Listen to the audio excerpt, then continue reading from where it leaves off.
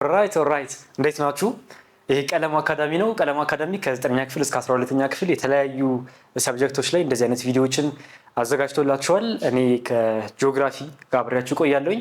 ዛሬ የምናየው የግሬድ 10 ጂኦግራፊ ነው። ከዛ በፊት ስለ ራሴ ትንሽ ለመናገር አብይ እባላለሁኝ። አብይ ፍራሸዋ ከአዲስ አበባ ዩኒቨርሲቲ ግራጁዌት ነኝ። 12ኛ ክፍል ማትሪክ በከፍተኛ ውጤት ያጠናቀቅኩኝ ነኝ። ዛሬ ወደ ቶፒካችን ስገባ የመጀመሪያው ጂኦግራፊ ቻፕተር 1 ላንድ ፎርምስ ኦፍ አፍሪካ የሚል ይሆናል ማለት ነው። እንጀምር። እሺ፣ ስለዚህ ወደ ዛሬ ቪዲዮችን ስንገባ የመጀመሪያው ዩኒት የሚሆነው ላንድ ፎርምስ ኦፍ አፍሪካ የሚል ነው። ግሬድ 10 ጂኦግራፊ። ይህንን ዩኒት ስንጨርስ ዩኒት 1 ስንጨርስ ማለት ነው እነዚህን 4 ፖይንቶች ኮምፕሊትሊ ተረድተን እንጨርሳለን። ይሄ የቀለም አካዳሚ ፕሮሚስ ነው። የመጀመሪያው we're going to develop a general idea on the major land forms of the world and also particularly about Africa. We're also going to identify the land forms and their spatial distributions in Africa. ላንድ ፎርሙ የት ነው ያለው እና የቱ ጋር ነው ያለው፣ ባህሪው ምን አይነት ነው፣ እንደዚህ የሚለውን ስለ ላንድ ፎርሙ፣ ከዛ ደግሞ ስለመገኘው፣ በመቀጠል ስለ ላንድ ፎርሙ ፊቸር ባህሪዎቹን እናያለን። ከዛ በመቀጠል ስፓሻል ቫሪዬሽኑን እና ዲስትሪቢዩሽን ኦፍ ዘ ሜጀር ላንድ ፎርምስ ለአራት ተከፍለው በዝርዝር በደንብ የምናያቸው ይሆናል ይህንን ዩኒት ስንጨርስ። መጀመሪያ ላይ ቻፕተር 1.1 overview of the world's major land forms የሚል ይሆናል። 1.1 ላይ ነው ይሄ። 1.1 ስንጨርስ ደግሞ የቀደመው የዩኒቱ ነው። ይሄኛው ቻፕተር 1.1 አንደኛ ሜጀር ላንድ ፎርም ስለነሱ እናያለን። ከዛ በመቀጠል ሎኬት ማድረግ እንችላለን አፍሪካን ማለት ነው። this subchapter is particularly about Africa. Also we're going to explain the spatial variations in the distribution of different land forms in the continent. እሺ እንጀምር። basics of land form ምንድን ነው? ላንድ ፎርም ላንድ መሬት ነው። ፎርም አይነት ነው፣ የመሬት አይነት እያለ ነው በግርድፉ ሲተረጎም። ግን በጂኦግራፊ አተረጓጎም ላንድ ፎርም it is a physical feature on the earth surface. አንድ ትልቅ የሆነ ፊዚካል ፊቸር እርዝ ሰርፌስ ላይ ያለ፣ ኦሽን ሰርፌስ ላይ ሊሆን ይችላል። ግን እርዝ ስንል እዚህ ጋር ቴሪስቴሪያል ወይም ደረቅ መሬትን ሳይሆን እያልን ያለ ነው ኤቭሪቲንግ፣ መሬቱንም ባህር ክፍሉንም ነው እርዝ ነው። እንደ ፕላኔት ነው እያወራን ያለ ነው እዚህ ጋር። ማውንቴን አለ፣ ፕላቱዎች አሉ፣ ፕሌን፣ እነዚህ ሜጀር ፎርም እንላቸዋለን። ሂልስ፣ ጎርጅስ፣ ቫሊስ እነዚህን ደግሞ እና ቤዚን እነዚህን ደግሞ ማይነር ፎርም እንላቸዋለን። በአማርኛ ማውንቴን ያው ተራራ ነው። ፕላቱ ማለት አምባ ማለት ነው። ፕሌን ማለት ሜዳ ማለት ነው። አምባ ማለት ተራራ ሆኖ ግን የተራራ ላይ ያለ ሜዳ፣ ተራራ ላይ ሆኖ ግን ከስሎፑ ውጭ ያለ ቀጥ ያለ ሜዳ ማለት ነው። ፕላቱ ፕሌን ማለት ሜዳ ነው፣ ልሙጥ ሜዳ።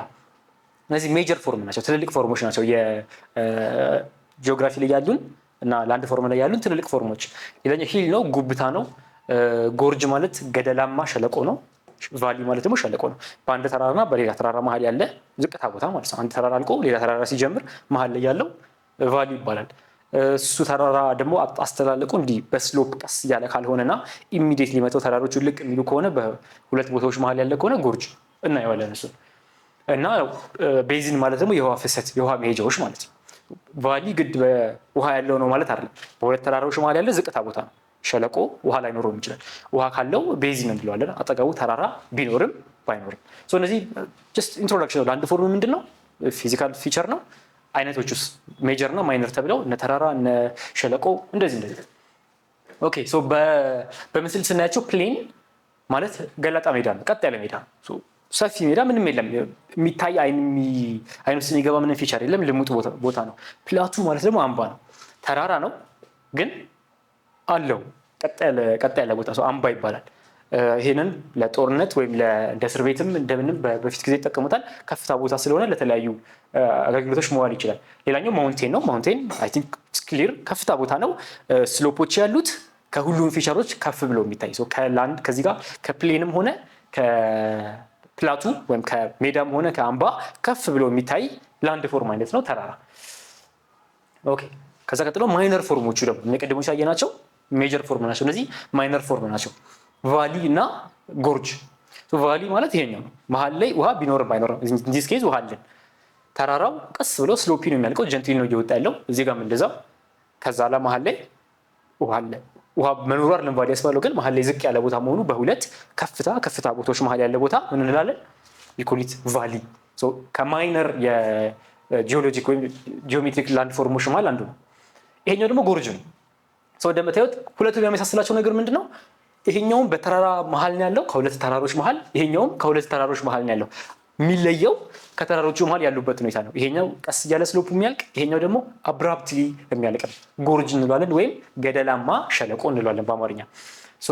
ይሄ ማለት የሆነ አንዳንዴ ከዚህም ተራሮቹ በደንብ ቀጥታ ላይሆኑ ራሱ ይችላሉ፣ ወደ ውጭ ወጡ ሊሆኑ ይችላሉ። እና ይሄ ናሽናል ጂኦግራፊ ለምናያቸው እንትኖች የሉም የምናያቸው ሲኖች በመሀል በመርከብ ወይ በትንሽዬ ጀልባ ሲሄዱ በመሀል ላንድ ፎርም ድንጋይ ላለመምታት ወይ እንደዚህ ላለመምታት እየተሽለከለኩ የሚያልፉባቸው ቦታዎች እነሱ ናቸው። ጎርጅ ማለት ገደላማ ሸለቆ እንላቸዋለን።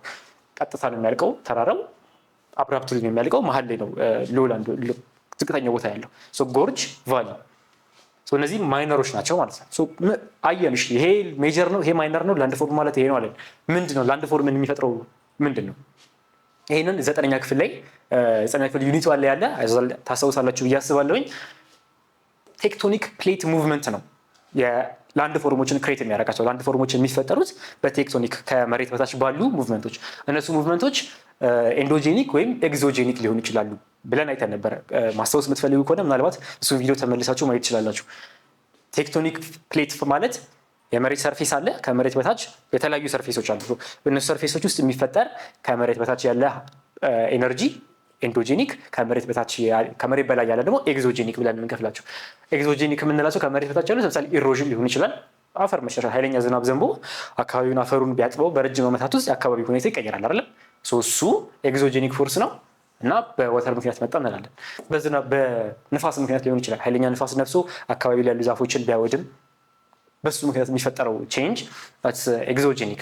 ይሄ ፕሮሰስ ረጅም ጊዜ ነው የሚወስደው። ኦፍኮርስ በጣም ረጅም ጊዜ የሚወስድ ነው። እዚህ ጋር እንደሚታየው አንድ ላቫ ይሄ ኤንዶጄኒክ፣ ይሄኛው ደግሞ ኤግዞጄኒክ ነው።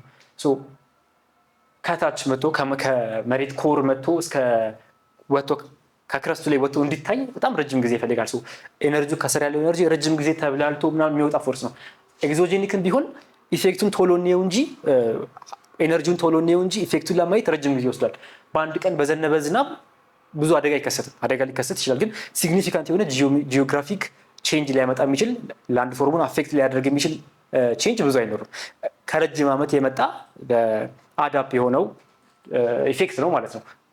ሲግኒፊካንት የሆነ ቼንጅ ሊያመጣ የሚችለው እዚህ ጋር ዝናብ ዘንቦ ሊሆን ይችላል። ሜይ ቢ ጎርፍ ሞልቶ የተራራውን ከታች እየመታ ዋሻ ሊያበጅለት ይችላል። እንደዚህ አይነት ኤግዞጄኒክ እንላቸዋለን። ኤንዶጄኒክ ደግሞ ከመሬት የመጣ ለምሳሌ አፋር ላይ የምናየው ከመሬት የሚፍለቀለቀው ኃይል ምናምን እሱ ረጅም ጊዜ ሊወስድ ይችላል። ለምሳሌ መጽሐፋችን ላይ የተሰጠው ምሳሌ ስለ አባይ ነው። የአባይ ሸለቆ ብሎ የሚሰጠው ምሳሌ አለ። ለምሳሌ አንድ ቦታ ላይ ደጀን ላይ አንድ ቦታ አለ አባይ የሚያልፍበት ማለት ነው። ሌላኛው ደግሞ ኦሮሚያ ውስጥ ያለ ጎሃ ጽዮን፣ ሰሜን ሸዋ ኦሮሚያ እና ያኛው ደግሞ ምስራቅ ጎጃም። በጎሃ ጽዮንና በደጀን መሀል አባይ ትልቅ የሆነ ክፍተት ፈጥሯል። ማለትም አካባቢውን በረጅም ዓመት በሚሊዮን ዓመት እየበላው አካባቢውን ለራሱ የሆነ መንገድ አበጅቶለታል። እሱ እንዲፈጠር 1 ዓመት ወይ 2 ዓመት በቂ አይደለም። ኢት ቴክስ ታይም። ለዛ ነው እዚህ ጋር ኢት ቴክስ አ ሎንግ ታይም ቱ ቢልድ ላንድ ፎርምስ የምንለው። ለመስራትም ሆነ ይሄ ወንዝ ቢሞላ በረጅም ጊዜ ይሄንን እየበላው ሜይ ቢ ወከታች ዋሻ ያበጅለታል። የዛሬ ሚሊዮን ዓመት የዚህ ኢፌክት ምንድነው ኮዙ ምንድነው ሲባል ማብራሪያ መስጠት እንችላለን። አንድ ኢንትረስቲንግ የሆነ ፋክት አባይ አሁን ጉባ ላይ ነው የተሰራው አይደል? አባይ ግድብ የመጀመሪያ እቅድ የነበረው እንደ ኦፕሽን ተይዞ የነበረው እንደ ኦፕሽን ተይዞ የነበረው ግን አባይን ደጀን አካባቢ መስራት ነበር። ከጎሃ ጽዮን አልፎ ከፍተኛ የሆነ ውሃ አለ እና ደግሞ ለጥ ያለ ሜዳ ነው እንዳልኳችሁ። በሁለቱ መሀል አባይ ለራሱ ያበጀው መንገድ ስለሆነ እና እዛ ጋር መስራት ታስቦ ነበረ። በኋላ ግን የተለያዩ ፋክተሮች ኮንሲደር ተደርጎ ነው ጉባ ላይ ቢሰራ ይሻላል ተብሎ እዛ ተወሰነ እንጂ አባይ ፕሮባብሊ ግድቡ እዚያ አካባቢ ሊሆን ይችል ነበር። ጀስት አዘ ፋክት። እሺ ምን ላንድ ፎርምን ይፈጥራል ለሚለው ኢት ኢዝ ፕሌት ቴክቶኒክስ አለን። ፕሌት ቴክቶኒክስ ነው ላንድ ፎርምን ክሬት የሚያደርገው። እሺ ላንድ ፎርምስ ደግሞ ምንን ክሬት ያደርጋል? ፕሌት ቴክቶኒክስ እሱን ክሬት አደረገው። ኦኬ ላንድ ፎርም ተፈጠረ። ላንድ ፎርም ደግሞ ምንን ይፈጥራል? ላንድ ፎርሞች ኮንቲነንትን ይፈጥራሉ እና ከወተር ፎርም ጋር ኢንተራክት ያደርጋሉ። ወተር ፎርም አይሆኑም፣ ግን ከወተር ፎርም ጋር ኢንተራክት ያደርጋሉ። እንዴት ነው የሚለው እናያለን። የመጀመሪያው ኮንቲነንት ነው። ኮንቲነንቶች የሚፈጠሩት ከላንድ ፎርም ነው። ሜዳ አህጉሩ ላይ ምን አለ ቢባል ወይ ሜዳ ነው ወይ የሆነ ጉብታ ነው፣ ሂል ነው ፕሌን፣ ወይ ሂል ወይ ማውንቴን ነው፣ ወይ አሸዋ ነው በረሃ ነው ዴዘርት። ከዚህ ያለ የሆነ ላንድ ፎርም ነው ማለት ነው። ከዛ ደግሞ የውሃ አካላት ሊኖሩ ይችላል። እዚህ ማፕ ላይ አፍሪካ አለች፣ ሰሜን አሜሪካ፣ ደቡብ አሜሪካ፣ እስያ፣ ከዛ አውስትራሊያ አለ፣ ከታች አንታርክቲካ። ኮንቲኔንቶች ፈጠረን የምንለው አፍሪካ ከምን ከምን ላንድ ፎርሞች ተሰራ? ይሄ ላንድ ፎርም ምንን ፈጠረ ስንል ኮንቲነንት ፈጠረ አለ። ኮንቲነንት ውስጥ ደግሞ እያንዳንዱ የራሱ የሆነ ላንድ ፎርም አለ። የራሱ የሆነ ላንድ ፎርም ዲቪዥን አለው። ሰሜን አሜሪካ ላይም ስንሄድ፣ ደቡብ አሜሪካ ላይም ስንሄድ እነዛ ከኦሽኖችም ጋር ከትላልቅ ላርጅ ቦዲ ጋር ነሰሰርሊ ኦሽን ላይሆን ይችላል፣ ሌክስ ሊሆን ይችላል፣ ወይም ሲ ላንድ ፎርም ኢንተራክት ያደርጋል ከነሱ ጋር። ለምሳሌ how many oceans can you think of? ለምሳሌ ምን አለን እዚህ ጋር? ኢንዲያን ኦሽን አለን፣ አትላንቲክ ኦሽን አለን፣ አርክቲክ ኦሽን አለን። እንደዚህ አይነት ኦሽኖች አሉ። አትላንቲክ ኦሽን ደግሞ ኖርዝ እና ሳውዝ ተብሎ ይከፈላል። ይሄ ነው ላንድ ፎርም ክሬት የሚያደርገው ይሄ ነው። በፕሌት ቴክቶኒክ አፌክት ክሬት ይደረጋል። እሱ ደግሞ ኮንቲነንቶችን። እሺ፣ ስለዚህ እስካሁን ባያችሁት ቪዲዮ እንደተማራችሁ ተስፋ አደርጋለሁኝ። ጥያቄዎች ካላችሁ ኮሜንት ሴክሽን ላይ ማስቀመጥ ትችላላችሁ። ከዛ ባሻገር በቀጣይ ቪዲዮ እስከንገናኝ ድረስ ቴክ ኬር።